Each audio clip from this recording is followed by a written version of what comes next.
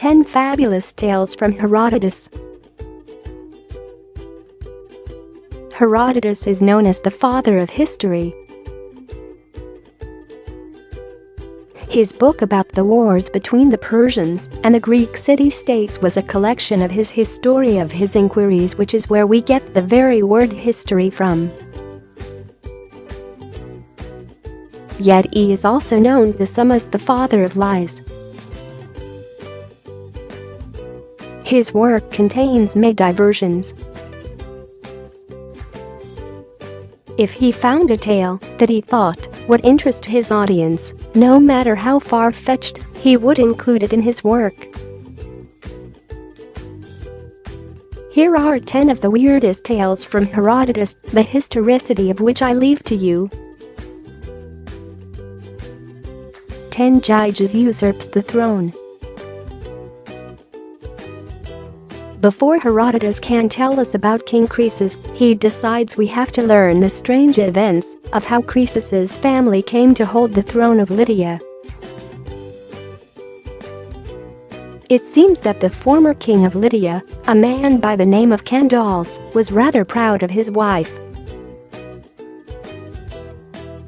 Nothing wrong in that, you might think. But Candace had a fetish for showing his queen off to his bodyguards. One member of the guard, Darius, used to have to listen to the king's speeches on the topic of his wife's exquisite beauty. Perhaps Darius' eyes began to glaze over one day as the king subjected him to another eulogy to the queen. Candace told him, "It appears you don't believe me when I tell you how lovely my wife is." Well, a man always believes his eyes better than his ears, so do as I tell you. Contrive to see her naked. Darius tried to get out of spying on the queen, but the king insisted that he hide himself in the queen's chamber. Darius did as he was commanded and saw the queen in all her naked glory. The queen also spotted him. Enraged at her husband's actions, she gave Darius a choice: kill the king or die himself. Darius did not need much persuading. Candace was murdered, and Darius married the queen and took the throne himself. 9 Croesus and the Oracle. From Darius sprang a dynasty of kings which ended with Croesus on the throne of Lydia.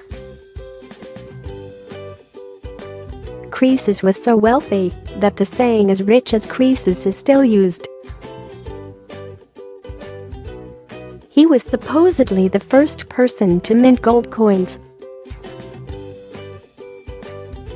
Croesus is important to Herodotus's history because before the Persians could attack the Greek mainland, they first had to conquer Lydia.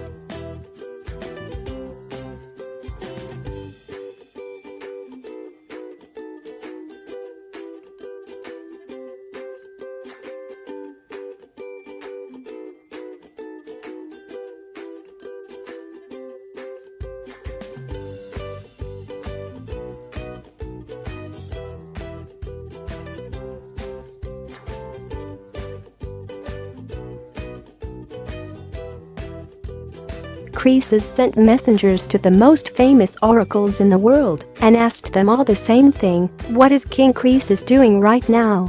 All the messengers were to ask the question at the same time, and if any of the oracles got the answer right, then that was the one Croesus would trust.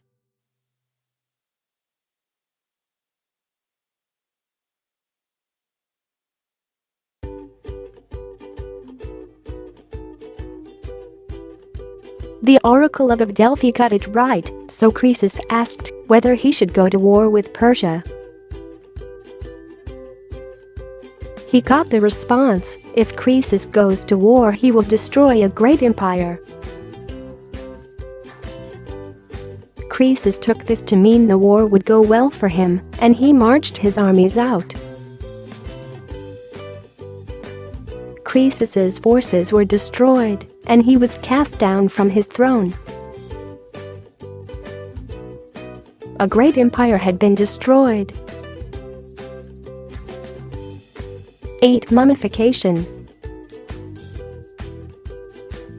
To the ancient Greeks, the Egyptian civilization seemed impossibly old. Herodotus knew that any facts he could reveal about the Egyptians would be eagerly leaped on by his audience. How could he resist that most Egyptian of arts, mummification?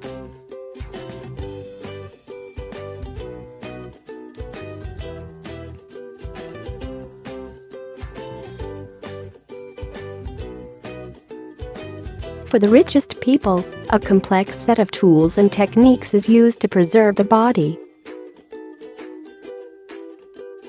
An iron hook is used to pull the brain out through the nose, while a sharp stone is used to cut open the abdomen, and all the internal organs are removed.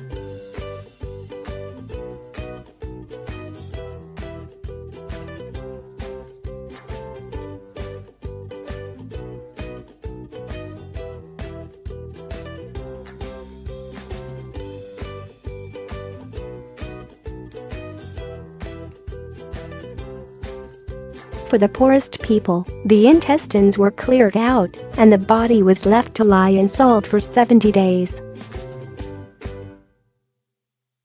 One curious fact that Herodotus shares with us about mummification is that the bodies of wealthy ladies were not sent directly to the embalmers. The corpses were allowed to rot for several days to discourage the embalmers from taking liberties with them, an early reference to necrophilia. 7. Gold-digging ants. When Herodotus describes the Persian Empire, his inquiries go into all aspects of the Persian world, and that includes the fabulous beasts that are supposed to lie there. One of the most amazing oddities that the Persians are supposed to possess were gold-digging ants. The ants live in the sands of the deserts near India and are apparently the size of dogs. As the ants dig their burrows, they throw up mounds of sand which are packed with gold. Gold hunters chase the ants on camelback. When they find a mound, they load their camels with bags of the gold-rich sand and ride away as quickly as possible. The ants are swifter than any other animal and would always catch those who seek to plunder their nests, if not for the fact that they take their time to form up their troops. Interestingly, there have been those who do not find this story as absurd as it seems. In the Himalayas, there are marmots, which might have mutated in legend into furry large ants that dig in areas with high gold concentrations. For generations, locals have gathered up the gold dust that the marmots produce. 6. Polycrates and the ring. Polycrates was the tyrant of the island of Samos for whom everything seemed to go right. His wars were always successful, his policies were always wise, and even the weather was with him. For us, he might sound like the ideal ally. In the ancient world, however, luck was something that it was possible to have too much of. The Egyptian pharaoh Amasis wrote to his fellow ruler to warn him about his good luck. Amasis said that the gods would not allow a mortal to have an unending streak of good fortune. One day, there would be a reckoning that would destroy Polycrates and his allies. He suggested that the tyrant should take the thing he valued most in the world and throw it into the sea so as to break his luck in an orderly way. Polycrates decided to follow this advice. He took a gold and emerald ring from his finger and flung it into the ocean. Several days later, a fisherman caught an enormous fish. He offered his haul up to Polycrates as a gift fit for a king. While the cooks were cutting up the fish, out fell Polycrates' ring. This was too much good luck for Amasis, who immediately broke off contact with Polycrates. Polycrates did indeed eventually suffer a terrible comeuppance. He was captured by the Persians, and he may have been impaled and hung up on a cross. 5. Would you eat your parents? The Greeks loved a good think. Their philosophers tried to discover what things were natural laws, physis, and what were merely social conventions, nomos. Is it a universal law that killing is wrong? People still debate that today. Herodotus gives us an example of a Persian trying a philosophical experiment. Darius, the Persian king, called all Greeks present at his court together and asked them a startling question: what would it take for you to eat your father's dead bodies? The Greeks were taken aback. No amount of money could make them do that. It was evil. The Persian king nodded. Then he talked to some Indians and asked them what it would take to not eat their father's bodies, but rather burn them. The Indians were horrified. They thought it was evil not to eat the dead bodies of their fathers. For Darius demands tribute. Darius the Persian king was not content to sit around asking philosophical problems. The Greek city-states had been meddling in the affairs of his domains. He demanded they stop and submit to his authority. To show that they were under his control, all Darius asked of cities was that they give his messengers a token gift of earth and water. Many cities, aware that they were no match for the great empire, did exactly as they were asked. Athens and Sparta, however, did not. When the king's messengers reached Athens, they were met with scorn. They were thrown into a pit, where criminals were usually tossed.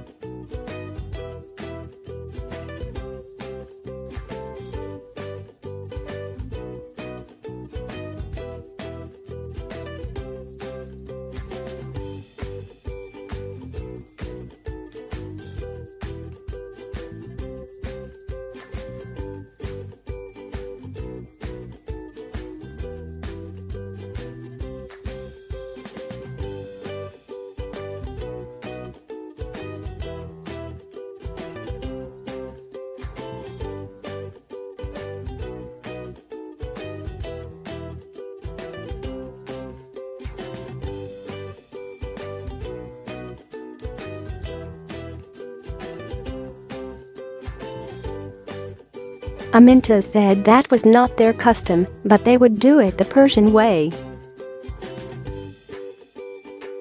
The women came in, but sat apart from the men, as was their custom. The Persians complained that this was terrible to see the women and be tempted. Amintas again complied and let the women sit with the Persians. The Persians began to fondle the women. Alexander, not the Great, son of King Amintas, was enraged.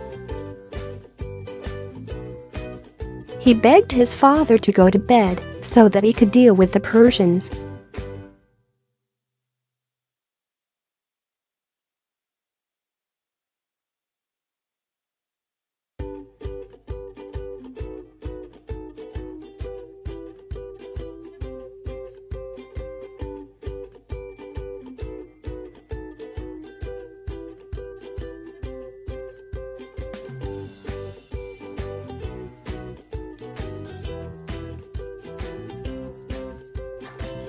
Alexander gathered all the beardless men he could find and dressed them up as women and gave them daggers.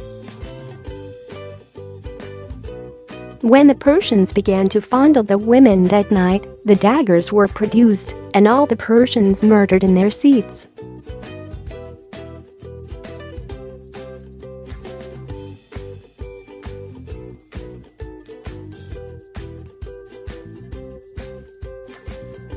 The Battle of Thermopylae is one of the most famous in European history. The Persian army which invaded Greece was the largest that had ever been seen. It seemed impossible to stop them. At a point where the mountains came down to the sea, a force of 300 Spartan warriors and their allies, numbering in the thousands, blocked the Persians' path. In the narrows, the Persians could not outflank the tiny number ranged against them. The Spartans knew they were likely to die, but what they did in preparation surprised the Persians. Instead of being melancholy, the Spartans spent their time tending to their hair.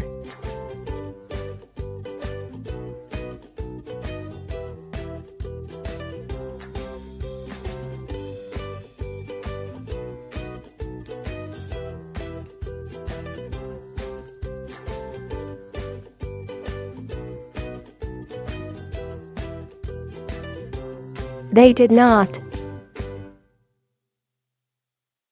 Xerxes sent in his overwhelming forces, but had to watch as they were repelled again and again. He was at a loss for what to do until a local told the Persians of a path over the mountains that would allow them to take the Spartans in the rear. The Spartans learned of this move in time to run away. Instead, they stayed and fought to allow their allies to make their escape. One whipping the sea. Despite commanding the largest empire in the world, Darius's attempt to conquer Greece failed. He pulled his forces back to Persia. The Persians could not understand their loss. When Darius's son, Xerxes, ascended to the Persian throne, he decided to finish his father's conquest.